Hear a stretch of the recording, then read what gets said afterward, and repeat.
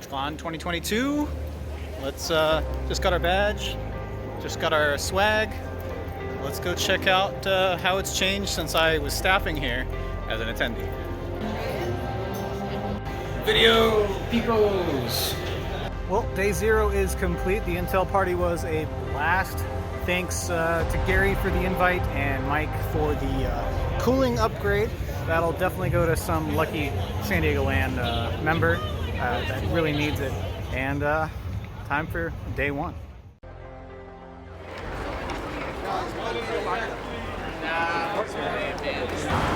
Well, day 1 of TwitchCon's going pretty good. We've got a lot of swag again. Got some pretty interesting stuff just for being an affiliate.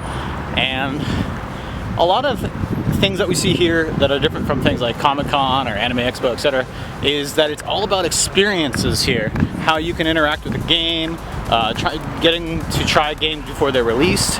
A lot of the booths have to do with from the big booths that are showing off new games. I got to try out the new Star Siege game.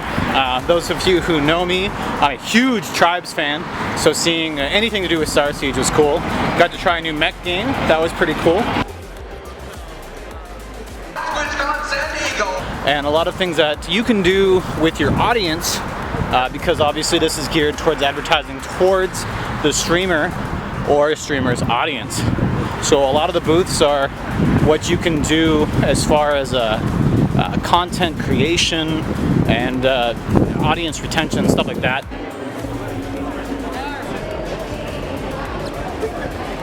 And let's not forget about all the swag that you can get at a convention like this.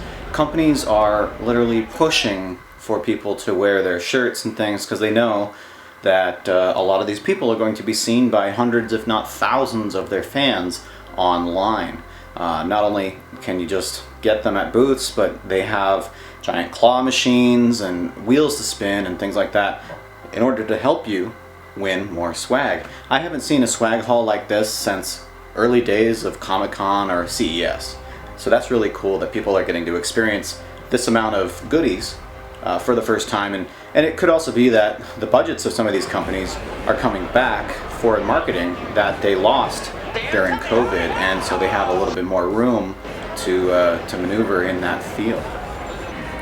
It is a great space, TwitchCon, in order to meet and greet your fans. If you're a streamer, and I did have one person recognize me strictly by voice, which is really cool.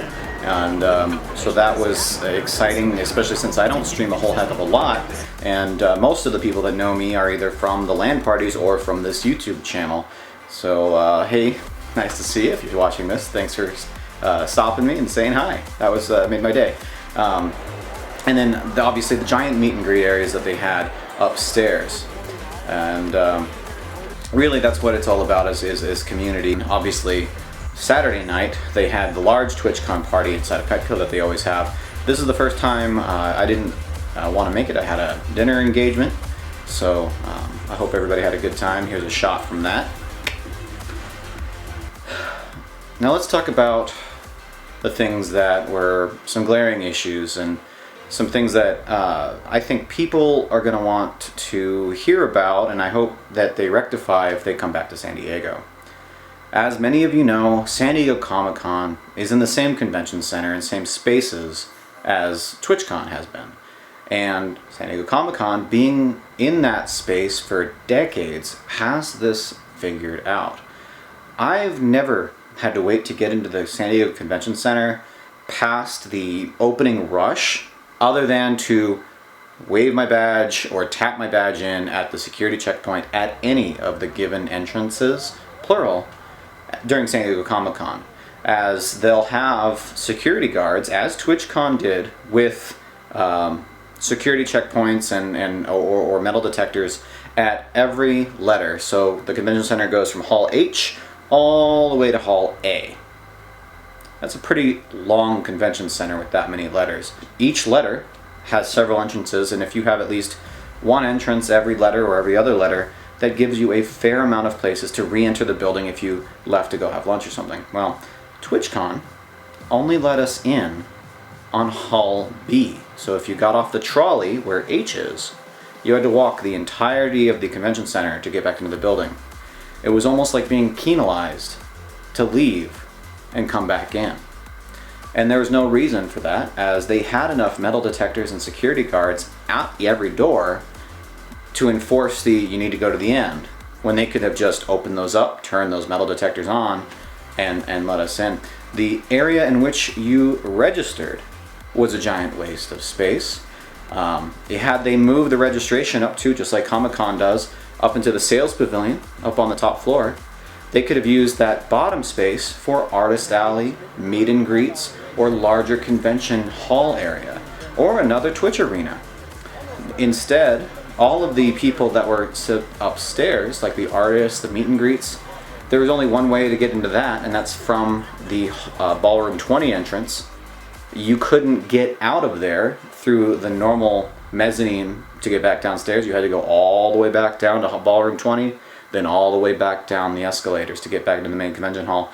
And it created a lot of bottlenecks. It created a lot of unnecessary lines, and it really made it hard to get to places on time, because you're thinking, oh, I'll just go through, like say the mezzanine or the elevators or escalators at the other end of the sales pavilion, and you were stuck there. It said emergency exit only. There would be a security guard turning you around, and there's really no need for that. You know, just let people move about the convention center as if they would at Comic-Con. And I'm sure that staff members and volunteers from Comic-Con would have advised the same.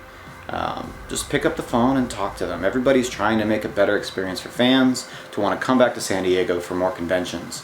And as long as everyone works together, I mean, that's what we're trying to do, is build a community, right?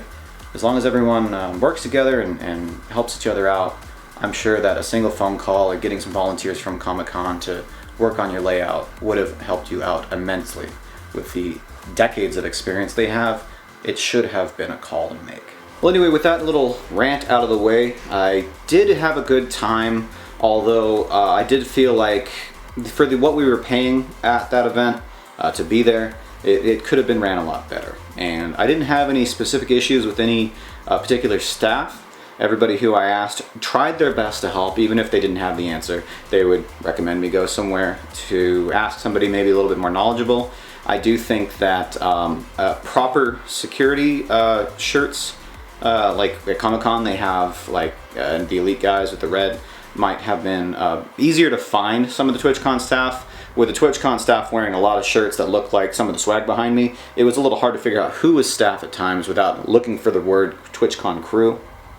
So maybe more high visibility, and maybe incentivize some more activities for some of the local communities as well.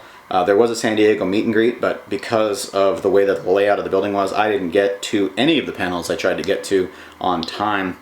Even with plenty of leeway, and the ones I did get to on time, the line for that panel was double, triple the capacity of the room, and even getting there early was not helpful. So understanding which of these panels is going to go off and which of these panels is going to be maybe less popular next time, expected attendance might help you help them pick the rooms that that should be used, the larger rooms for the ones with expected attendance, stuff like that. And maybe use more of the convention center. You know, you had that giant downstairs area for registration. That could have been used for larger panel areas too. So anyway, with that said, it was really great to see cosplayers show up at the convention. We took a lot of cosplay photos. I'll put a link in the description of our SD Cosplay Facebook page, which just has our album on it for San Diego TwitchCon. And it was really great to see them come out. Not a lot of opportunities to cosplay at conventions these days. With conventions slowly rolling back, that's going to be changing, and it's cool to see people really getting into it again. And it made me happy that I brought my DSLR out for this so I can get them headshots and they can grab them later from our page. About halfway through Saturday, we visited the Intel Arc truck. It was similar to the Alienware truck we covered in our San Diego Comic-Con footage a few years back. It was a double pop-out trailer, fifth wheel, and it had about 40 systems in there, and the first few people to go in there, play games, and fill out a survey got not only the standard swag, but it's an RGB desk mat, And that's the kind of swag that we're talking about at the TwitchCon, being above and beyond. The bad stuff. The truck was great. It had internet, it had plenty of space, power, it was air conditioned, there was nice people meeting and greeting us to enter the truck, it had music playing outside. However, it was on the backside near the marina. There was no entrances or exits leading you into or out of the convention center directly to the truck. And in order to visit it, you had to make a choice. Am I going to miss out on a good chunk of my day walking around the convention center to find this truck and hopefully get to it before all the cool swag's gone? And unfortunately, or fortunately, I don't think the swag's ever going to be gone, because nobody knew about it. Although there were social media posts and things like that, it was not an easy find. And if it weren't for the fact that I go to Comic-Con every year, and the backside of the convention center is typically where we park, we offload, we unload, we get lunch for staff, I would have known exactly where to go. And even then, it was not an easy find, because it was stuck in a different parking lot than I was expecting. So that, combined with some of the other issues we've had, led to kind of a pretty distressing time at TwitchCon, and a lot of wasted time that could have been better spent. Anyway, I'd like to hear your thoughts. Did you go to TwitchCon, or have you heard other people's opinions on how it was ran this year? Let me know in the comments. It's definitely something that I hope that they take the community's word from if they're coming back to San Diego. I would like to see them come back to San Diego. It is our hometown, and it makes my commute super easy, so I can cover it here on the channel for you guys. And if you are local and you headed to San Diego at any of the conventions, TwitchCon or otherwise, so are we. I'd love to see you down at the LAN party. We do a free LAN every month or twice a month here at the house, and we'd love to see you drop by. Details down in the comments, down in the description rather. Alright, that's enough for me, and have a great rest of your TwitchCon if you're still there.